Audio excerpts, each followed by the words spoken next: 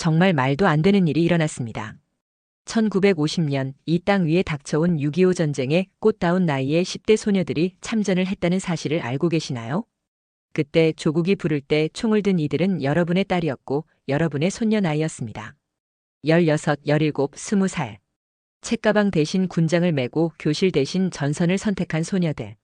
그 어린 나이의 소녀들이 왜 총을 메고 전장으로 나섰을까요? 나라가 위험하다는 소식 앞에 그들은 망설이지 않았습니다. 나라가 없으면 가족도 고향도 없다. 그 단순하고 뜨거운 믿음 하나로 조국을 위해, 가족을 지키기 위해 스스로 전사가 되었습니다. 우리는 6.25를 기억합니다. 하지만 그 속에서 싸운 그녀들의 이름은 너무 오랫동안 잊혀져 있었습니다. 잊혀진 역사를 찾기 위해 한국과 미국이 군사유산 공동조사 프로젝트가 진행이 되었고 그 결과는 마음을 뜨겁게 울립니다. 그 감동적인 이야기 조금만 시간을 내셔서 같이 들어볼까요? 이야기 들어보신 후 마음에 남으셨다면 구독과 좋아요 꼭 눌러주시면 좋은 영상 만드는데 아주 큰 도움이 됩니다. 2025년 1월 15일 서울 용산구 국방부 청사. 한미 군사유산 공동조사 프로젝트의 첫 회의가 엄숙하게 시작되었습니다. 이번 프로젝트는 단순한 역사 복원이 아닙니다. 우리 동맹의 의미를 재조명하는 중요한 작업입니다. 한국 국방부 차관의 개회사가 울려 퍼지는 가운데 미국 군사사학자 마리나 스톤은 가슴이 두근거렸어요. 하버드에서 박사학위를 받고 펜타곤에서 10년간 근무한 그녀에게도 이번 임무는 특별했습니다. 한국 전쟁 당시 여성 군인들의 기록을 찾는 것이 제 임무입니다. 특히 여자 의용군에 대한 자료가 부족해서요. 마리나가 설명하자 회의실 한 구석에서 한 남성이 고개를 끄덕였어요. 퇴역 중령 최재필 30년간 군사정보국에서 복무하며 무수한 기밀을 다뤄온 베테랑이었죠. 최중령님, 이번 조사에 함께해 주셔서 감사합니다. 마리나 박사님이야말로 한국군 여성들의 숨겨진 이야기를 세상에 알리는 일 제가 도와드리겠습니다. 최재필의 침착한 목소리에는 깊은 사명감이 담겨 있었어요. 회의 후 마리나는 국방부 지하 3층 기록보관소로 향했어요. 육중한 철문을 열고 들어선 그곳은 마치 시간이 멈춘 공간 같았습니다. 천장까지 닿는 서가에는 수만 개의 문서철이 빼곡히 꽂혀 있었죠. 여기 어딘가에 그들의 이야기가 숨어 있을 거예요. 마리나는 체계적으로 문서를 뒤지기 시작했어요. 1950년대 군사기록, 인사발령, 부대 편성. 수많은 자료를 살펴보던 중 그녀의 손이 낡은 서류철 하나에서 멈췄습니다. 여자 의용군 창설에 관한 건 비밀 분류가 해제된 지 얼마 되지 않은 문서였어요. 마리나는 조심스럽게 표지를 열었고 그 순간 70년 전 한국 여성들의 뜨거운 의지가 종이 위에서 살아났습니다. 1950년 9월 15일 여자의용군 모집 개시. 초대 교육대장 김현숙 대령 임명. 최재필이 어깨 너머로 문서를 들여다보며 작은 탄성을 내뱉었어요. 김현숙. 그 이름을 다시 보게 되다니. 정말 전설적인 분이셨는데. 아시는 분인가요? 직접 만나본 적은 없지만 군 내부에서는 신화 같은 존재였죠. 한국 최초의 여성 대령이자 여자의용군을 창설한 분입니다. 마리나는 문서를 더 자세히 살펴봤어요. 모집 요강, 훈련 계획, 부대 편성표. 그리고 마지막 페이지에서 그녀는 숨이 멎을 것 같은 기록을 발견했습니다. 모집 인원 600명. 최종 생환자 243명. 이게 무슨 뜻인가요? 절반 이상이. 최재필의 표정이 어두워졌어요. 30년간 기밀을 다뤄온 그였지만 이 숫자 앞에서는 말문이 막혔습니다. 박사님, 우리가 찾아야 할 것은 단순한 기록이 아닙니다. 국가를 위해 목숨을 바친 이들의 진실입니다. 동감합니다. 하지만 쉽지 않은 작업이 될 겁니다. 70년 전 기록들은 대부분 소실되거나 분산되어 있고 생존자들도 이제 90세가 넘으셨죠. 하지만 두 사람의 눈빛에는 확고한 의지가 빛나고 있었어요. 봉인된 기록 속에서 잠들어 있던 영웅들의 이야기를 깨우는 것, 그것이 바로 이들의 사명이었습니다. 과연 70년 전 그 험난한 시절, 꽃다운 나이의 여성들은 어떤 운명을 맞이했을까요? 김현숙 대령은 과연 어떤 인물이었을까요? 1950년 9월 부산 임시수도. 김현숙 대령이 여자의용군 모집 사무소 앞에 섰을 때 그녀의 눈앞에는 믿기 어려운 광경이 펼쳐져 있었어요. 대령님, 지원자가 너무 많습니다. 이미 600명을 넘어섰어요. 부관의 보고에 김현숙은 고개를 끄덕였어요. 10대 소녀들 그리고 갓 20살을 넘긴 여학생들부터 30대 주부들까지 다양한 연령층의 여성들이 길게 줄을 서 있었습니다. 모두 어린 나이인데 전쟁의 참혹함을 알고 있을까? 김현숙의 마음은 복잡했어요. 하지만 조국이 위기에 처한 상황에서 이들의 결의를 막을 수는 없었습니다. 이름이 어떻게 되시나요? 강릉사범학교 3학년 박영숙입니다. 19세 여학생의 또렷한 대답에 김현숙은 속으로 탄식했어요. 꽃 같은 나이에 총을 들겠다고 나선 이 아이들을 어떻게 진짜 군인으로 만들어야 할까? 모집이 완료된 후 김현숙은 진해 훈련소에서 본격적인 교육을 시작했어요. 그녀의 훈련 철학은 명확했습니다. 여러분은 이제 군인입니다. 성별은 중요하지 않아요. 오직 조국을 지키는 전사로서 살아남아야 합니다. 첫날부터 혹독한 훈련이 시작되었어요.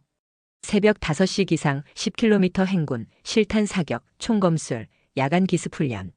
일반적인 여성 교육과는 차원이 달랐습니다. 김현숙이 직접 총검을 들고 시범을 보였어요. 날카로운 철심이 허공을 가르며 바람 소리를 냈고 여학생들은 숨을 죽이며 지켜봤습니다. 대령님은 정말 대단하세요. 남자들도 못할 것 같은데. 조용. 훈련에 집중해. 하지만 김현숙의 엄격함 뒤에는 깊은 애정이 숨어 있었어요. 밤늦게 훈련장을 돌며 부상당한 교육생들을 돌보고 향수병에 시달리는 아이들을 위로하는 것도 그녀의 몫이었습니다. 교육대장님, 집에 가고 싶어요. 울음을 터뜨리는 17세 소녀 앞에서 김현숙은 무릎을 꿇고 앉았어요. 나도 무서워. 하지만 우리가 여기서 포기하면 누가 나라를 지킬까? 너의 가족들은 누가 보호할까? 3개월간의 혹독한 훈련을 거쳐 여자 의용군들은 완전히 달라져 있었어요. 처음에는 총도 제대로 들지 못하던 소녀들이 이제는 100m 사격에서 90점 이상을 기록했고 20kg 램 군장을 메고 산악행군을 완주했습니다. 2025년 현재 마리나와 최재필은 당시 훈련 기록을 꼼꼼히 분석하고 있었어요. 최중령님, 이 훈련 수준을 보세요. 현재 특수부대 훈련과 비교해도 전혀 뒤지지 않네요. 김현숙 대령의 훈련 철학이 얼마나 앞선 것이었는지 알 수 있죠. 그녀는 이들을 단순한 보조 인력이 아니라 진짜 전투원으로 양성하려 했어요. 최재필은 1952년 촬영된 훈련소 사진을 가리키며 설명했어요.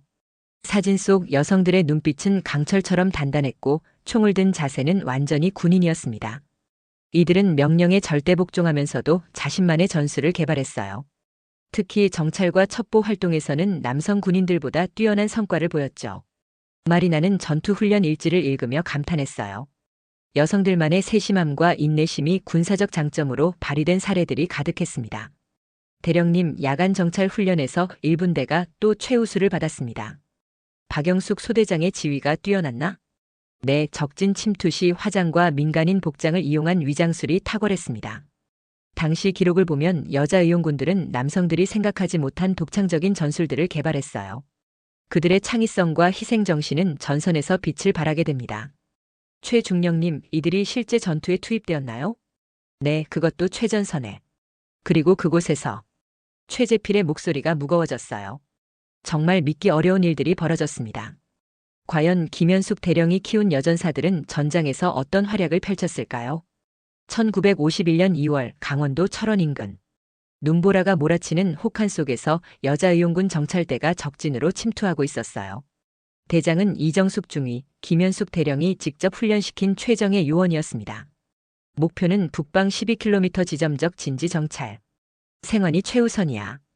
이정숙의 차가운 명령에 5명의 대원들이 고개를 끄덕였어요. 모두 20살 전후의 여학생들이었지만 그들의 눈빛에는 죽음도 두려워하지 않는 강인함이 담겨 있었습니다. 민간인 복장으로 위장한 그들은 새벽 어둠을 틈타 적진으로 스며들었어요. 3일간의 잠복 정찰 끝에 중요한 정보를 입수했습니다. 적 주력 부대가 서쪽으로 이동 중입니다. 병력 규모는 약 2개 대대. 하지만 복귀 도중 그들은 예상치 못한 위험과 마주했어요. 북한군 수색대에 발각된 것입니다. 조선인민군이다. 모두 손들어. 순간 이정숙의 머릿속에 김현숙 대령의 훈련이 떠올랐어요. 포로가 되느니 차라리 죽어라. 그것이 군인의 명예다. 흩어져. 각자 생존하여 정보를 전달하라.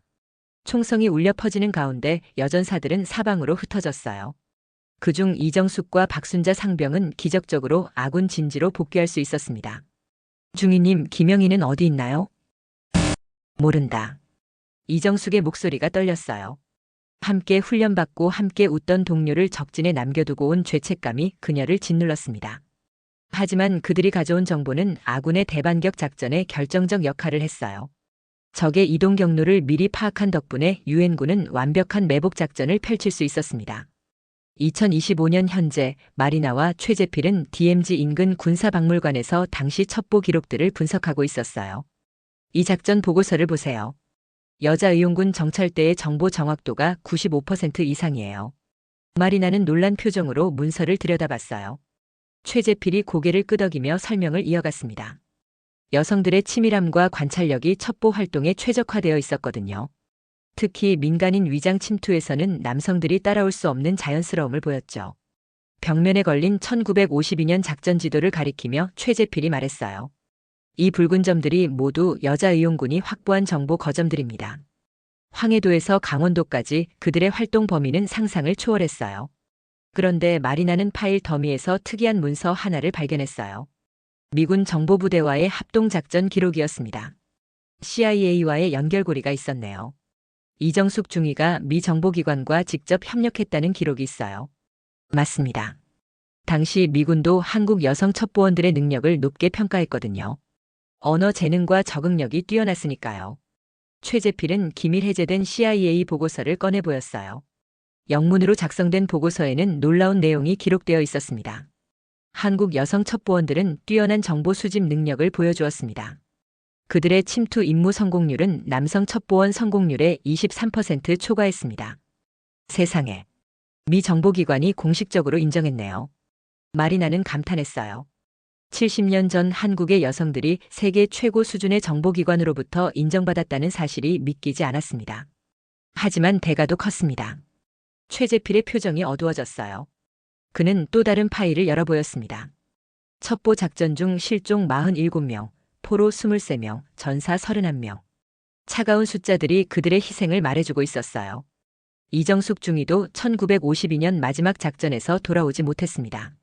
중위님은 끝까지 동료들을 구하려 했어요. 포로 수용소에 갇힌 아군 장병 12명을 구출하는 작전이었는데 최재필은 작전 상황도를 펼쳐 보였어요. 빨간 X 표시가 찍힌 곳이 이정숙이 마지막으로 목격된 지점이었습니다. 그녀는 임무를 완수했습니다. 12명 모두 무사히 구출됐어요. 하지만 자신은 마리나는 가슴이 먹먹했어요. 꽃 같은 나이에 조국을 위해 목숨을 바친 이들의 숭고한 희생이 70년 만에 빛을 보게 된 것입니다. 이들의 용기와 헌신이 없었다면 한국 전쟁의 결과도 달랐을 거예요. 과연 그들이 치른 희생의 진실은 얼마나 클까요? 아직 밝혀지지 않은 비극은 또 어떤 것들이 있을까요? 1951년 4월 강릉 사범학교에서 자원 입대한 17명의 여학생들이 마지막 편지를 썼어요. 그들은 곧 최전선으로 향할 예정이었고 다시는 고향 땅을 밟지 못할지도 모른다는 것을 알고 있었습니다. 엄마, 딸이 나라를 위해 싸우러 갑니다. 걱정하지 마세요. 김현숙 대령님이 우리를 잘 훈련시켜 주셨어요. 박영숙이 촛불 아래서 편지를 쓰고 있었어요. 옆에서는 같은 고향 친구 김순이가 조용히 눈물을 닦고 있었습니다.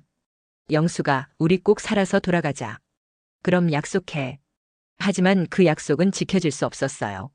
17명 중 고향으로 돌아온 것은 단 4명뿐이었습니다.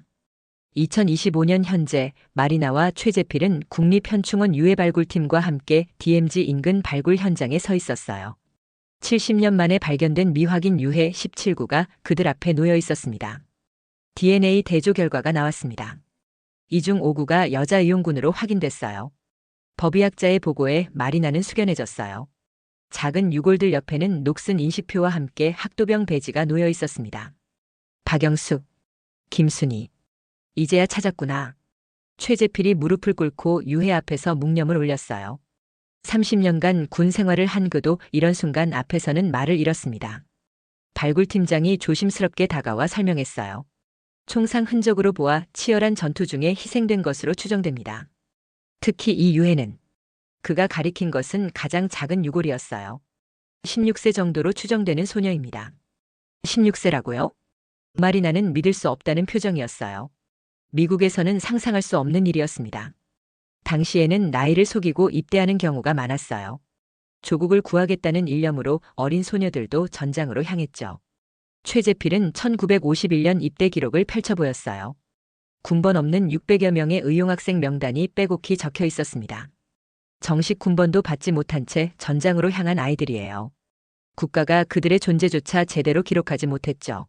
마리나는 명단을 하나하나 읽어나갔어요. 대부분 10대 후반에서 20대 초반의 어린 나이였습니다. 강릉사범 김영희 17세, 부산여고 박순자 18세, 서울여사대 이명숙 19세. 각각의 이름 뒤에는 전사, 실종, 행방불명 같은 차가운 표기들이 붙어 있었어요. 이들은 정식 군인도 아니었기 때문에 전사자 명단에도 올라가지 못했어요. 유족들은 70년간 아무런 예우도 받지 못했죠. 유해 발굴 현장에서 나온 유품들은 더욱 가슴 아팠어요. 어린 소녀들의 일기장, 가족사진, 그리고 핏물로 얼룩진 태극기 조각들. 언니, 나는 용감한 한국 여자가 될 거야. 나쁜 놈들을 다 물리치고 엄마 아빠 품으로 돌아갈 거야. 일기장의 어린 글씨가 마리나의 심장을 찔렀어요. 철없는 소녀의 순수한 다짐이 70년 만에 빛을 보게 된 것입니다. 최중령님, 이들의 가족들은 어떻게 되었나요? 대부분 이미 세상을 떠나셨어요. 하지만 일부 유족들은 아직도 딸들의 소식을 기다리고 계시죠. 최재필은 유족 연락처가 적힌 파일을 보여줬어요. 90세가 넘은 노모들이 아직도 딸의 귀환을 기다리고 있었습니다. 박영숙 어머니, 김순희 어머니. 모두 90세가 넘으셨지만 아직도 딸 이야기만 나오면 눈물을 흘리세요. DNA 대조실에서 나온 최종 확인서를 받아든 마리나는 말을 잃었어요. 과학의 힘으로 70년 만에 확인된 신원들, 그리고 그들이 치른 숭고한 희생. 이제 이들도 집으로 돌아갈 수 있겠네요. 네, 하지만 우리가 해야 할 일은 아직 끝나지 않았어요. 최재필의 목소리에는 깊은 결의가 담겨 있었어요. 이들의 희생을 헛되게 하지 않으려면 살아남은 이들의 이야기도 들어야 합니다. 그들이 겪은 또 다른 고통도 알아야 해요. 과연 전장에서 살아남은 여성들은 어떤 시련을 겪었을까요? 총알보다 더 아픈 상처가 그들을 기다리고 있었을까요? 2025년 3월 서울 마포구 한 조용한 요양원. 94세 도달숙 할머니가 70년 만에 입을 열었어요. 떨리는 목소리로 시작된 그녀의 증언은 마리나와 최재필의 심장을 얼어붙게 만들었습니다. 제가 말할 수 있을지 모르겠어요. 도달숙 할머니의 손이 심하게 떨렸어요. 마리나가 조심스럽게 그녀의 손을 잡았습니다. 할머니, 천천히 말씀해 주세요. 저희가 들어드릴게요. 전쟁터에서 우리가 싸워야 할 적은 북한군만이 아니었어요. 할머니의 고백이 시작되었어요. 1951년 겨울, 여자 의용군들이 겪어야 했던 또 다른 지옥에 대한 이야기였습니다. 어떤 장교들은 우리를 같은 군인으로 보지 않았어요. 그저 전쟁터에 온 여자일 뿐이라고 생각했죠. 도달숙은 당시 19세였어요. 부산여고를 졸업하고 간호병으로 자원 입대했지만 실제로는 최전선에서 정찰 임무를 수행했습니다. 밤에 우리 막사에 들어오는 남자 장교들이 있었어요. 나라를 위해 몸도 바쳐야 하는 거 아니냐고 말하면서. 할머니가 더 이상 말을 잇지 못했어요. 70년이 지났지만 그때의 공포와 수치심은 여전히 생생했습니다. 최재필의 주먹이 불끈 쥐어졌어요. 30년간 군복을 입었던 그에게 이런 치욕적인 일들이 벌어졌다는 사실은 견디기 어려웠습니다. 할머니, 그런 일을 당하셨을 때 신고하거나 도움을 요청할 수 있었나요? 마리나의 질문에 도달숙은 쓴웃음을 지었어요. 누구에게 말해요? 김현숙 대령님은 항상 최전선에 계셨고 다른 지휘관들은 오히려 우리를 의심했어요.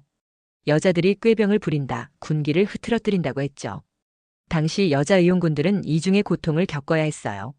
적과의 전쟁에서 살아남는 것도 힘들었지만 아군 내부의 위협으로부터 자신을 지키는 것은 더욱 어려웠습니다. 우리끼리 약속했어요. 절대 혼자 다니지 말자고. 화장실 갈 때도 잠잘 때도 항상 둘 이상이 함께 다니자고. 도달숙의 증언을 들으며 마리나는 분노했어요. 조국을 위해 목숨을 바칠 각오로 나선 소녀들이 이런 수모를 당해야 했다니.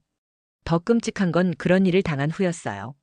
임신을 하게 되면 그 여성은 즉시 부대에서 쫓겨났어요. 아무런 보상도 치료도 없이.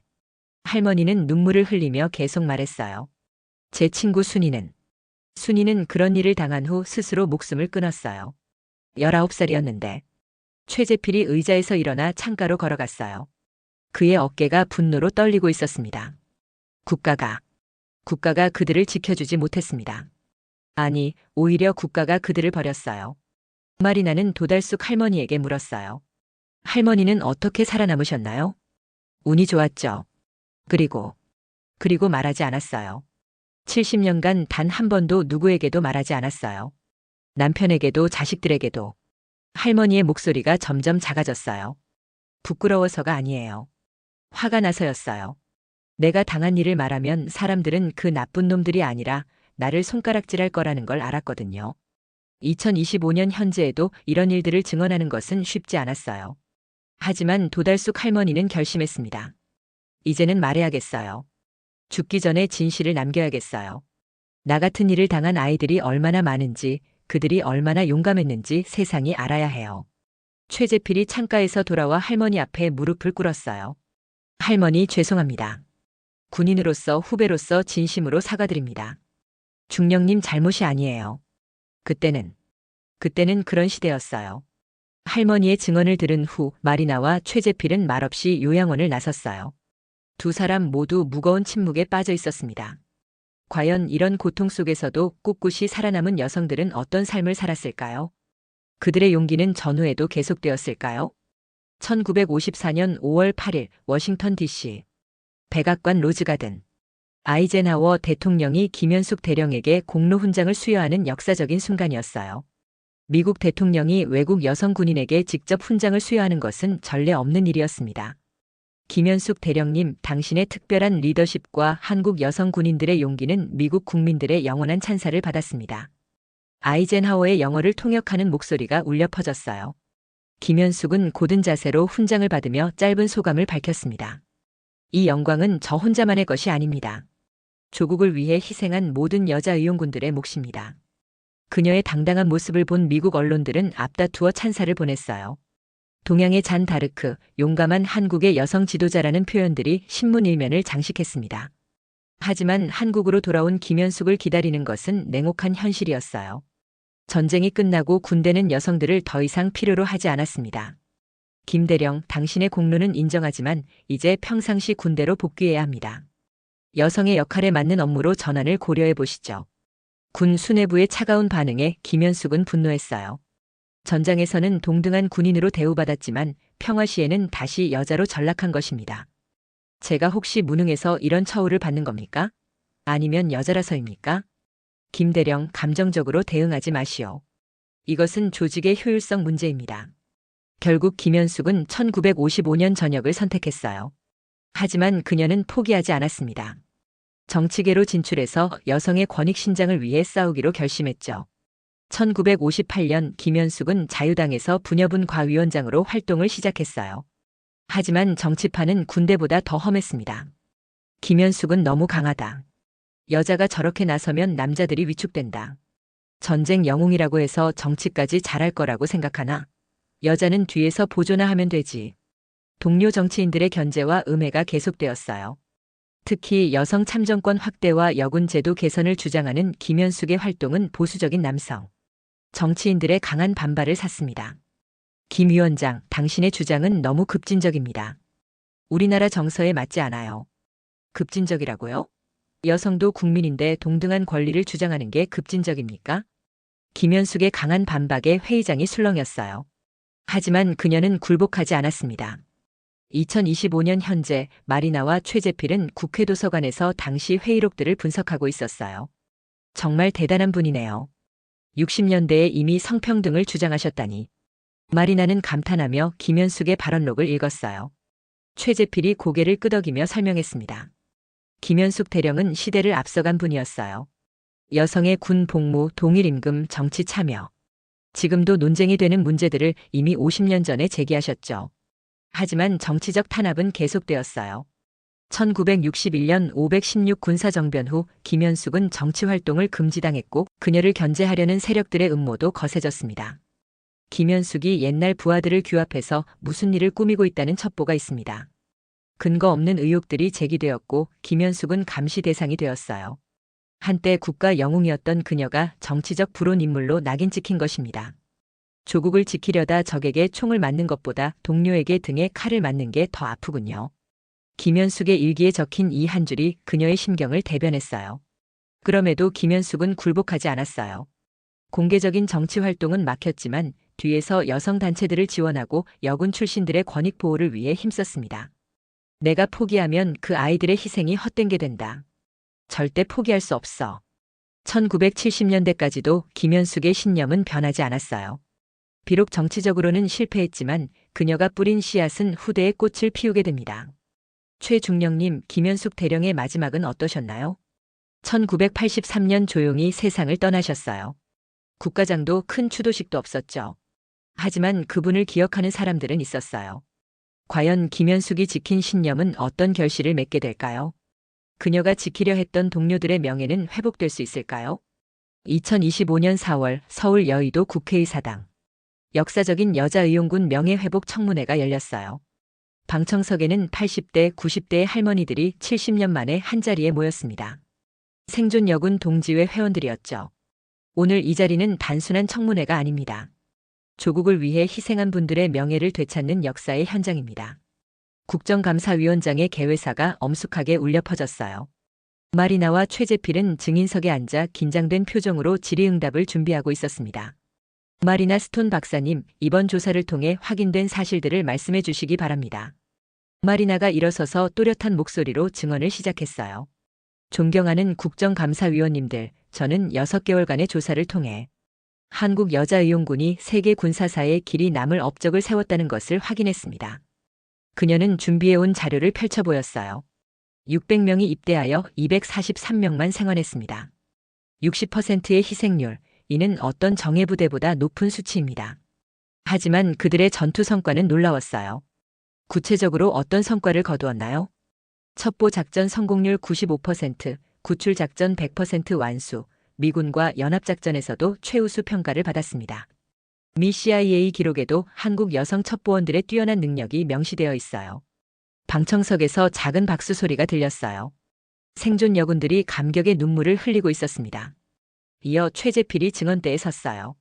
저는 30년간 군에 복무하며 여자의용군에 대한 많은 기록을 접했습니다. 하지만 이번 조사를 통해 충격적인 사실들을 알게 되었어요. 최재필의 목소리가 떨렸어요. 그들은 적과 싸우는 동시에 아군 내부의 성폭력과 차별에도 맞서야 했습니다. 국가가 그들을 제대로 보호하지 못했어요. 구체적인 증거가 있습니까? 생존자 증언과 당시 부대 내 사건 기록들이 있습니다. 하지만 대부분 은폐되거나 축소되었죠. 그때 방청석에서 한 할머니가 일어났어요. 89세 이순자 할머니였습니다. 제가 말씀드리겠습니다. 떨리는 목소리로 이순자 할머니가 증언을 시작했어요. 저는 1951년 입대해서 1953년까지 복무했습니다. 우리는 정말 열심히 싸웠어요. 남자들 못지않게, 아니 더 용감하게 싸웠습니다. 할머니의 목소리가 점점 커졌어요. 하지만 전쟁이 끝나고 나서는 모든 게 달라졌어요. 우리가 한 일들은 잊혀졌고 우리는 그냥 전쟁 중에 고생한 여자들로만 기억되었죠. 더 말씀해 주세요. 나중에 누군가 우리 이야기를 물으면 사람들은 말했어요. 여자가 무슨 전쟁을 했겠어? 뒤에서 밥이나 해주고 빨래나 했겠지라고. 할머니의 증언에 청문회장이 숙연해졌어요. 하지만 우리는 최전선에서 싸웠어요. 정찰도 하고 적진 침투도 하고 포로 구출 작전도 했어요. 우리 친구들은 그러다 죽었어요. 할머니가 목 놓아 울기 시작했어요. 70년간 억눌렀던 감정이 터져나왔습니다. 또 다른 할머니가 일어났어요. 91세 박정순 할머니였습니다. 저희가 바라는 건 거창한 게 아니에요. 그냥 우리가 정말 군인이었다는 걸 인정해 주세요. 우리도 나라를 지켰다는 걸 기억해 주세요. 방청석 곳곳에서 흐느끼는 소리가 들렸어요. 의원들도 숙연한 표정이었습니다. 그때 한 의원이 질문했어요. 그러면 당시 이런 문제들을 알고 있던 책임자들은 어떤 해명을 하고 있습니까? 최재필이 답했어요. 일부는 진심으로 반성하고 있습니다. 하지만 아직도 그때는 그런 시대였다. 어쩔 수 없었다며 책임을 회피하는 분들도 있어요. 구체적으로 누구입니까? 개인 이름을 거론하기는 어렵지만 당시 고위 지휘관 중 일부는 끝내 침묵을 지키고 계십니다. 마리나가 다시 발언권을 요청했어요. 존경하는 의원님들, 이 문제는 과거의 일이 아닙니다. 지금도 전 세계에서 여성 군인들이 비슷한 어려움을 겪고 있어요. 한국이 이 문제를 어떻게 해결하느냐가 국제사회의 모범이 될 것입니다. 청문회가 끝난 후 생존 여군들이 모여 앉았어요. 그들의 얼굴에는 70년 만에 진실을 말할 수 있게 된 안도감이 스며 있었습니다. 이제야 우리 이야기를 할 수 있게 됐구나. 응, 늦었지만 다행이야. 먼저 간 친구들도 기뻐할 거야. 과연 이들의 증언은 어떤 변화를 가져올까요? 70년간 묻혀있던 명예가 드디어 회복될 수 있을까요? 2025년 6월 25일 한국전쟁 75주년. 서울 국립현충원의 여자의용군 추모비 제막식이 성대히 열렸어요. 태극기와 성조기가 나란히 펄럭이는 가운데 마리나와 최재필은 감격에 겨워 서 있었습니다. 오늘은 역사가 바로 서는 날입니다. 대통령의 제막사가 울려 퍼졌어요. 하얀 천이 거치자 검은 화강암에 새겨진 600개의 이름이 햇살을 받아 빛났습니다. 김현숙 대령의 이름이 맨 위에, 그 아래로 희생된 여성들의 이름이 하나하나 새겨져 있었어요. 김현숙, 이정숙, 박영숙, 김순희. 이름을 하나씩 호명하는 목소리에 참석자들이 숙연해졌어요. 생존 여군 할머니들은 동료들의 이름을 들으며 눈물을 흘렸습니다. 영수가 순이야. 이제야 너희 이름을 제대로 불러준다. 89세 이순자 할머니가 추모비를 어루만지며 속삭였어요. 70년 만에 그들의 희생이 공식적으로 인정받는 순간이었습니다. 마리나는 미국 국방부를 대표해서 추도사를 했어요. 친애하는 동맹국 여러분, 오늘 저는 미국을 대표해서 여자의용군의 숭고한 희생에 경의를 표합니다. 그녀의 목소리가 전 회장에 울려 퍼졌어요. 한국 여성들의 용기와 헌신은 자유민주주의를 지키는 모든 이들에게 영감을 주었습니다. 그들의 이름은 영원히 기억될 것입니다. 이어 최재필이 한국군을 대표해서 추도했어요. 전우여, 당신들이 흘린 피와 눈물이 헛되지 않았습니다. 오늘 이 자리에서 당신들의 명예가 완전히 회복되었습니다. 그의 목소리가 떨렸어요. 30년간 군복을 입었던 그에게 이 순간은 특별한 의미였습니다. 제막식 후 놀라운 소식이 전해졌어요. 미국 군사사학회에서 김현숙 대령을 포함한 여자의용군 전체를 세계 군사유산에 등재하기로 결정한 것입니다. 이는 전 세계 여성 군인들의 역사에서 매우 중요한 의미를 갖습니다. 미국 군사사학회 회장의 발표에 참석자들이 기립박수를 보냈어요. 한국 여자의용군의 사례는 앞으로 전 세계 여성 군인 교육과 연구의 기준이 될 것입니다. 마리나와 최재필은 추모비 앞에서 손을 맞잡았어요. 6개월 전 처음 만났을 때는 상상도 못했던 결과였습니다. 최중령님, 우리가 해냈네요. 네, 박사님. 이제 그들도 편히 쉴 수 있을 것 같아요. 두 사람의 눈에 눈물이 고였어요. 미국과 한국 서로 다른 나라에서 온 그들이지만 이제는 진정한 동지가 되어 있었습니다. 그때 한 할머니가 다가왔어요. 94세 도달숙 할머니였습니다. 고맙습니다. 정말 고마워요. 할머니가 마리나와 최재필의 손을 잡고 감사 인사를 했어요. 저희가 뭘 했다고요? 진실을 찾은 건 할머니들의 용기 덕분이에요. 아니에요. 당신들이 없었다면 우리는 끝까지 침묵했을 거예요. 고마워서 어떻게 표현해야 할지 모르겠어요. 할머니의 진심 어린 감사에 두 사람 모두 말을 잃었어요. 저녁 무렵 추모비 앞이 조용해지자 마리나와 최재필은 다시 그곳을 찾았어요. 석양이 추모비를 붉게 물들이고 있었습니다. 박사님, 이제 진짜 끝인가요? 아니에요. 이제 시작이에요. 마리나가 결연한 표정으로 대답했어요. 이 이야기를 전 세계에 알려야 해요. 한국의 여성들이 보여준 용기와 희생을 모든 사람이 알아야 합니다. 최재필도 고개를 끄덕였어요. 그리고 이런 일이 다시는 반복되지 않도록 해야죠. 성별에 관계없이 모든 군인이 존중받는 군대를 만들어야 해요. 두 사람은 추모비에 새겨진 이름들을 다시 한번 읽었어요. 600개의 이름, 600개의 꿈, 600개의 희생. 김현숙 대령님, 약속드립니다. 당신들의 이야기는 영원히 기억될 거예요. 마리나가 추모비의 손을 얹고 다짐했어요. 그리고 당신들이 꿈꾸던 세상을 만들어 가겠어요. 성별이 아니라 능력으로 평가받는 세상, 모든 군인이 안전하게 복무할 수 있는 세상을 말이에요. 그때 바람이 불어와 태극기와 성조기를 나란히 흔들었어요. 마치 하늘에서 그들의 다짐을 축복하는 것 같았습니다. 몇 달 후 마리나는 하버드 대학에서 특별 강연을 했어요. 제목은 봉인된 기록 한국 여자의용군의 진실이었습니다. 여러분, 진정한 영웅은 기억되는 자가 아니라 잊혀진 자들입니다. 강의실을 가득 메운 학생들이 숨죽여 들었어요. 70년 전 한국의 꽃다운 여성들이 조국을 위해 목숨을 바쳤습니다. 그들의 이름은 오랫동안 잊혀져 있었지만 그들의 정신은 영원히 살아있습니다. 한편 최재필은 한국국방대학교에서 여성 군인의 역사와 미래라는 과목을 새로 개설했어요. 첫 수업에서 그는 김현숙 대령의 사진을 보여주며 말했습니다. 이분이 바로 여러분의 선배입니다. 70년 전에 이미 성평등을 실현하신 진정한 리더이죠. 생도들의 눈이 반짝였어요. 새로운 역사를 배우는 기쁨이 그들의 얼굴에 스며 있었습니다. 2025년 연말 마리나와 최재필은 다시 만났어요. 이번에는 유엔 여성평화회의에서였습니다. 최중령님, 1년 전을 생각해보면 꿈만 같아요. 정말 그래요. 누가 우리가 이런 일을 해낼 거라고 상상했겠어요? 두 사람은 웃으며 과거를 돌아봤어요. 그리고 미래를 내다봤습니다. 박사님, 우리가 시작한 이 일이 전 세계로 퍼져나가고 있어요. 베트남, 아프가니스탄, 이라크. 여러 나라에서 비슷한 프로젝트를 시작한다고 하더군요. 네, 진실은 전염성이 있나 봐요. 한 곳에서 시작된 변화가 전 세계로 퍼져나가고 있어요. 회의가 끝난 후 두 사람은 뉴욕의 한국 전쟁 참전 기념관을 찾았어요. 그곳에도 이제 여자의용군 코너가 새로 만들어져 있었습니다. 김현숙 대령의 군복과 이정숙 중위의 정찰 장비, 그리고 희생된 여성들의 유품들이 전시되어 있었어요. 많은 관람객들이 감동하며 그들의 이야기를 읽고 있었습니다. 할머니, 이분들이 정말 여자예요?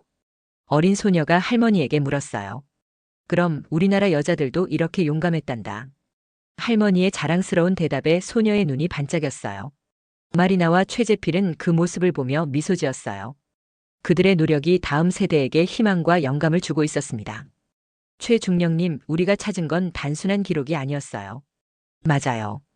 우리가 찾은 건 영혼이었죠. 불굴의 정신, 숭고한 희생 정신을 말이에요. 두 사람은 기념관을 나서며 마지막 다짐을 했어요. 이들의 군번은 불멸입니다.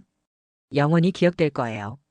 석양이 지는 뉴욕 하늘 아래 한미 동맹의 진정한 의미를 몸소 실천한 두 사람이 나란히 걸어갔습니다. 그들의 뒤로는 여자의용군들의 영혼이 함께하고 있었어요. 70년 전 봉인되었던 기록이 세상의 빛을 보게 되었고 잊혀진 영웅들의 이름이 영원히 기억되게 되었습니다. 그리고 그들의 정신은 오늘도 우리와 함께 살아 숨쉬고 있습니다. 오늘의 이야기 어떠셨나요?